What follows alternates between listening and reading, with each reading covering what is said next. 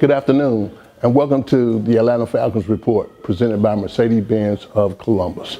On yesterday, the Atlanta Falcons took it on the chin by the Buffalo Bills, 23-17. The game was marked with turnovers and injuries that caused the Falcons to lose the game. First of all, with the turnovers, Matt Ryan went for 24 for 242 yards, 2 interceptions, and a script 6. That was very costly in every area because every turnover, the Buffalo Bills gained more points. The other reason I think for is the injuries are concerned. Julio Jones went out of the game with a hip flexor. Mohamed Sanu went out with a hamstring pull. And you take those two from an Atlanta Falcons offense, you have no explosiveness. When it comes down to rushing the ball, Devontae Freeman went 18 for 58.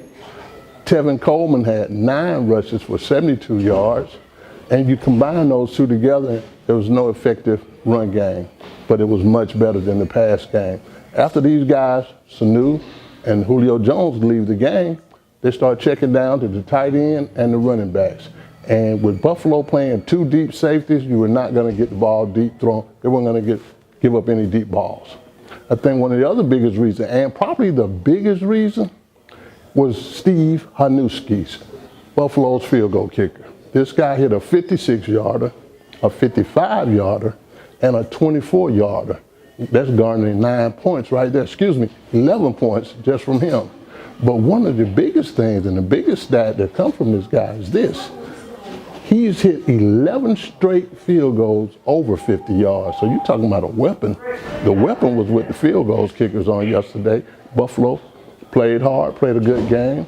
Tyrod Taylor did a good job. Shady McCoy did a good job extending the game. And one play and one series where 19 plays stands out in my head because Buffalo had a 19-play drive that only yielded 3 points, but at the same time, the Falcons couldn't get off the field on some third down plays, and all good defenses, you got to get off the field on third down. But one of the biggest things about it, and good thing about the Falcons, they're off next week where they can nurse a whole lot of injuries, because they got a whole lot of injuries. Vic Beasley, Canu Neal, they got linemen hurt. They got a lot of people hurt. And, it's probably more than that, but they got a lot of people, a lot of strategic people hurt. They'll be able to work on some new offense and be able to come up with an offense that really doesn't include Julio Jones or Mohamed Sanu. And then they come back and play the Miami Dolphins on October the 15th at Mercedes Benz Stadium. It's going to be a good game. Hopefully the Falcons get better. If I had to give a midterm grade or a quarter grade or a progress report, I would give the Falcons a C right now. What'd you say? C? Give them a C right now because I know they can play better, and Dan Quinn will be the first to tell you they can play better.